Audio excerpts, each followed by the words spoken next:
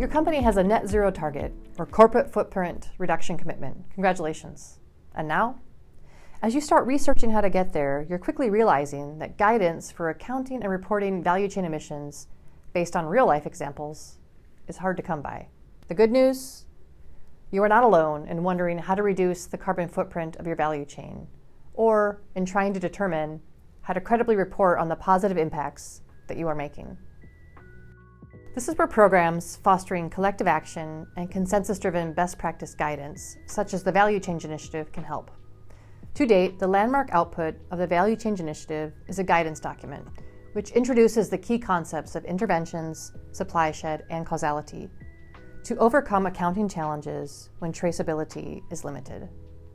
We thought drilling down on the key consensus-driven concepts from the guidance and how they can be applied would be a good place to start. Let's begin with defining what a value chain intervention is exactly. A value chain intervention is defined as any action that reduces or removes emissions from a Scope 3 activity against the baseline or business as usual situation. This can include introducing a new technology or practice that reduces or removes emissions when compared to the pre-intervention scenario. Here are two examples of interventions to add a bit of color to the definition. An example of a technology intervention could be a corporate replacing traditional open-fire wood stoves for the processing of shea nuts with cleaner burning cook stove. The resulting reductions would allow that corporate to claim CO2 reductions along its Scope 3 supply chain. An example of an intervention based on a practice could be an agricultural corporate promoting cover cropping on some of its upstream suppliers' farms. The resulting removals would allow that corporate to claim CO2 removals along its Scope 3 supply chain.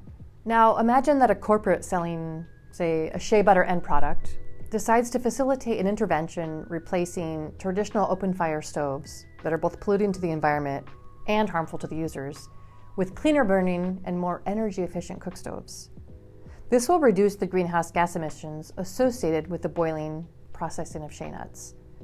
And while this corporate knows that the shea nuts in their products are from a specific region or country, they don't necessarily know from which villages or farms they are sourcing. So how can this corporate credibly account for the impact of their intervention when they are not 100% sure they source from the impacted farms or villages?